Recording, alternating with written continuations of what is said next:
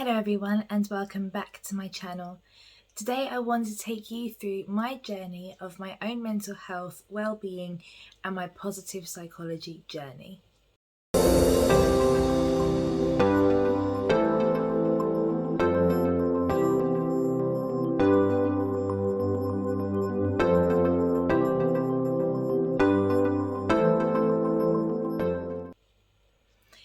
So, before I get too started in this video, before I get digging into the nuts and bolts of everything that basically makes me who I am, I've got a couple of disclaimers I want to share. Number one, I will be discussing mental health and well-being. So of course, if anything is upsetting or triggering to you, then please do find the ways that you know how to take care of yourself.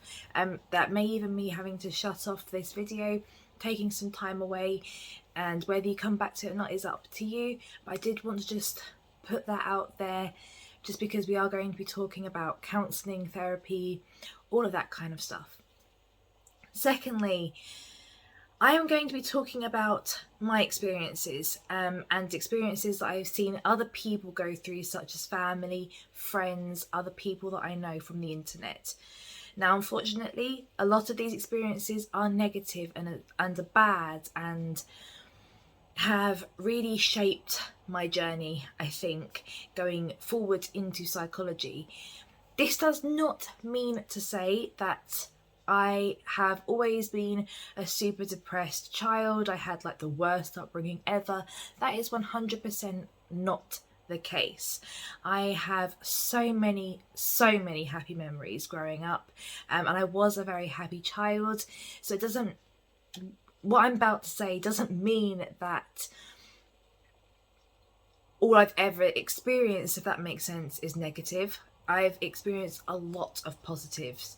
It just means that the negatives that I have experienced has changed my outlook on life a considerable amount, and has actually completely shaped the career that I want to go into.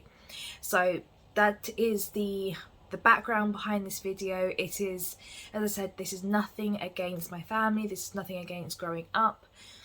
I grew up, I'm 24 now, so I made it to adulthood.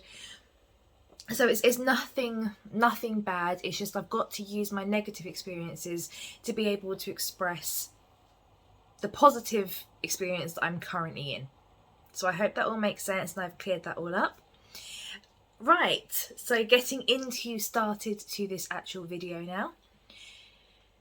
Growing up, as we all do, I noticed a lot of things were different about me that I think a lot of people picked up on, and there are also a lot of things about me that a lot of people didn't pick up on, which I think made trying to fit in quite difficult for me in certain aspects of society, in certain areas of life.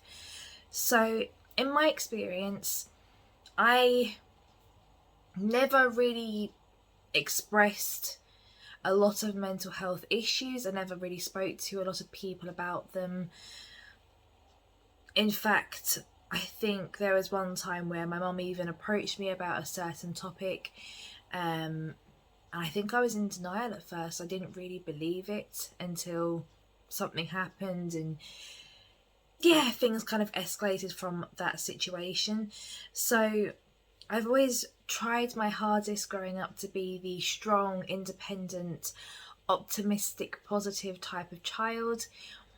And I think because I didn't really admit to myself what was going on or tell other people how I was feeling, it did have some consequences. So I think the first thing, if we start right from the beginning, one of the biggest notable things about me growing up was my need for perfectionism and order. And along those lines, I can remember my mum always saying to me that as a young child, all I would do is just spend time ordering things, putting things in rows, in lists. Sometimes it'd make sense, it'd be alphabetical, it'd be numerical. Other times it would have no clue as to why I ordered things in the way they did to an outsider, but to me it made sense. And apparently I used to get very upset if that order was broken. I've always been the type of person as well that has hated change, that I like routine, and if something drastically doesn't fit that routine, it does throw me. I have learnt how to manage change and how to adapt and change my plans, etc. But I can't lie and say that I'm absolutely 100% okay with change. I've just never really been one to manage that very, very well. So I think straight away growing up, I saw the world in a very set way, and other people didn't see that in the same way. So yeah, that I think is automatically a big difference between me and other people. I also found it very hard to fit in socially at school. Now, I never really had any issues academically.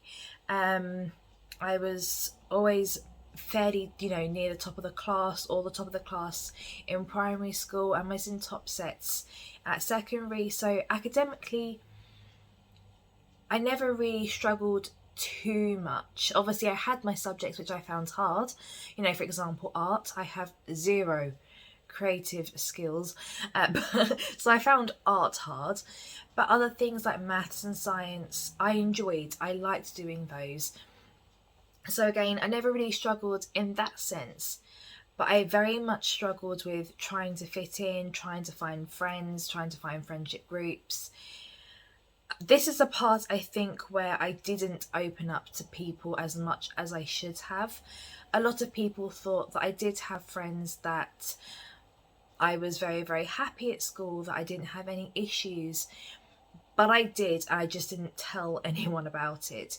The first issue that I can think of is that my first friendship group pretty much shunned me. It got so bad where the police was involved, and there was bullying and harassment and things like that. It's obviously not something here that I'll be discussing or sharing any names, but it did really affect me, and my confidence was really badly affected after that situation. And for a period of time after that, I was the loner sitting in the classroom by herself eating lunch, or spending times in the toilets by myself because I didn't have anyone else to talk to. So I did feel pretty lonely. I then found another friendship group. I say friendship group loosely, there's only 4 of us. But again, we always used to say that we were the group of misfits. There wasn't really anything too much that was linking us together. We didn't have an awful lot of common ground. I think the only common ground that we had was that all 4 of us liked music. That was pretty much it. Looking back, I can see that all 4 of us are very, very different people, but we just hung around together because no one else wanted to hang around with us. So we pretty much formed our own friendship group out of that scenario. That friendship group also turned pretty sour, and this time it affected everyone. All of us just... It started with one person getting quite petty about things, and pretty much the whole friendship group just broke apart. I do know that now a couple of people, including myself, do speak on occasion out of that friendship group, but nothing that is super serious. That is... It isn't like how it used to be before. I think a lot of trust has been broken across a lot of connections between all the different people in that friendship group, and sadly I don't think that will ever change too much. It is sad because there are a couple of people in that friendship group that I used to really, really like, and that I really wish that I was closer to, but I don't know. As I said, there is that element of trust that you're always just a little bit afraid, and so I spent a lot of my later years feeling that fear, and again not fitting in, being bullied. Sadly, one of those people was one of my longest term friends. She went from primary to secondary school with me, But looking back again, I also realised that she treated me really badly. She physically hit me a couple of times, and I should never have stood for that. I should never have allowed her to do that to me. But I did, and I carried on being her friend because, again, I guess I was too scared of being alone. And yeah, now it has affected me, and yeah, I think it really affected me at school too. So that all happened. And since then, I have also had other big things that happened in my life, big changes. So I got married, and then last year, my husband walked out on us. That was completely unexpected and sudden. So that obviously has had a massive impact on me emotionally and mentally. However, I do think that now looking back, I don't feel sadness anymore. I don't even feel anger anymore. I don't even really look back anymore. I just look forward because I've got so many more things that I can do now, and so many things that I'm looking forward to because I've now got my baby boy, which I'm super, super happy about. And obviously that pregnancy was tough, and the first 10 months of my baby's life has been super tough. So that was obviously had, a mental impact on me. And other things as well that I have struggled with in the past. I have had issues with eating. I wasn't aware of it. Remember when I said that my mum picked out something about my mental health I wasn't aware about? It was my eating and my food. I had absolutely no idea that I was having issues until she pointed it out. And together we worked through that. Even now I still have some down days with that, but I know how to realise it now and manage it, so everything is totally cool there. However, when it comes to yourself, it becomes very hard to distinguish between what's right and what's wrong. As I said, one of my friends used to physically hit me, and I just took it because for whatever reason, I just thought perhaps this is right, perhaps she should be allowed to do that to me. Didn't think anything of it. Seeing other people go through mental distress, that made me become a lot more aware of things in the outside world that I really felt strongly about that needed to be changed. I saw family members and friends having to go through therapy and counselling, get fobbed off, get mistreated, and the worst part, not being listened to or being believed in. And that really, it actually upset me when it happened to other people. And then when it happened to me last year, that also, I then was aware more of what was happening, and it bugged me, it hurt me, it upset me that no one listened to me or believed me. And when I say nobody, obviously I had all my, my family and stuff, but I'm talking about the general outside world. So I think this is where a lot of my journey began, seeing how other people were being mistreated and wanting to do something about it. So I have always been interested in psychology ever since I started secondary school. In year 7, I knew that I was going to take psychology as an A-level.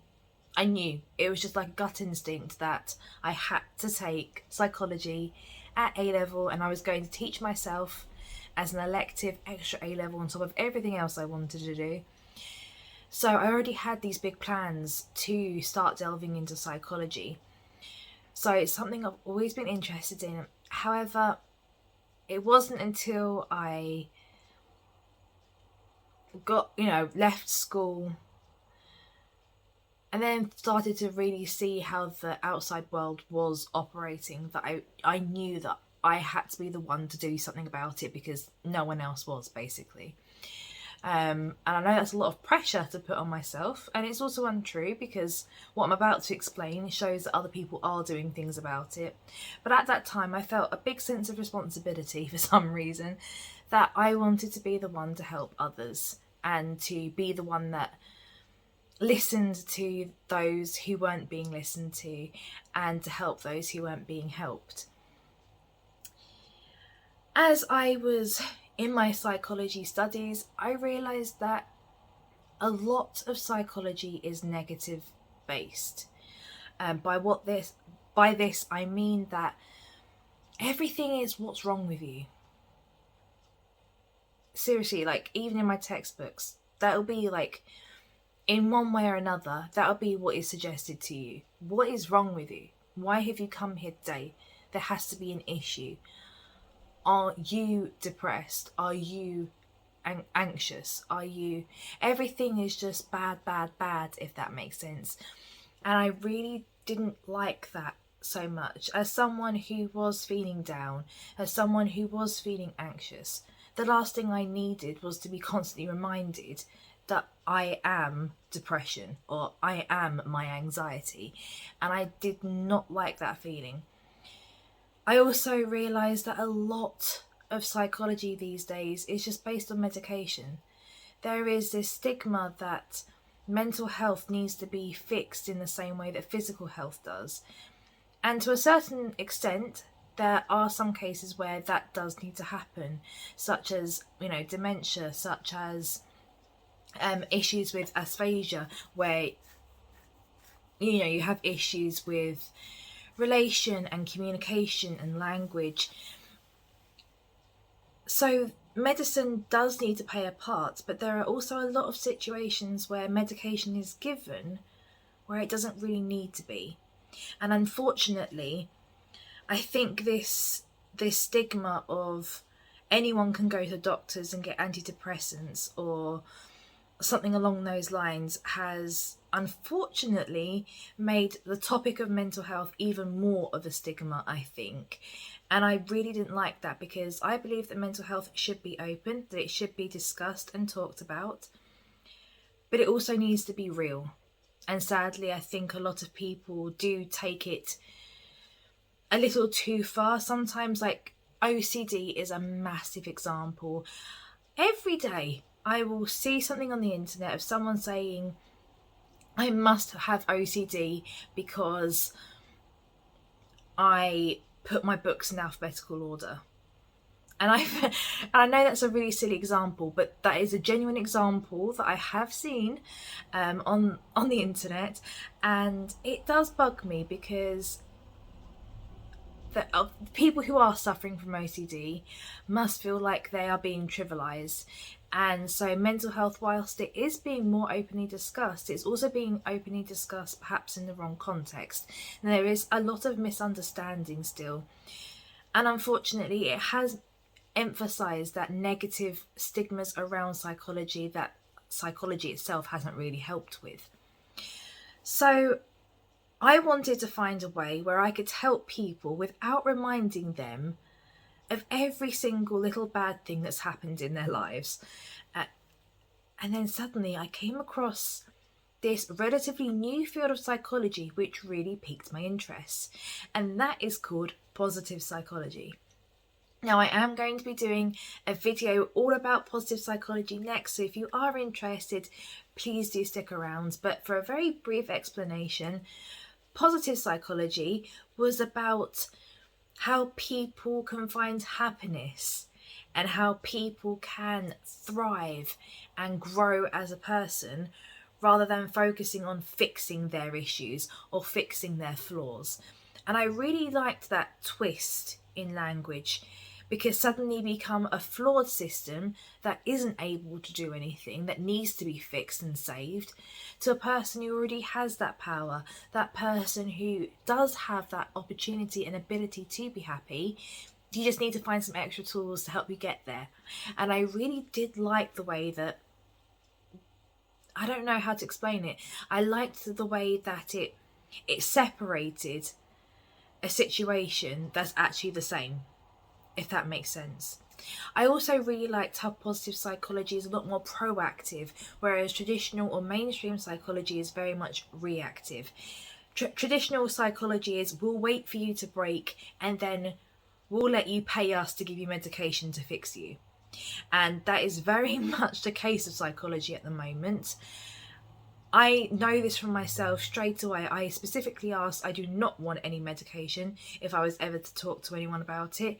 And yet the first thing anyone ever says to me, are you taking any medication yet?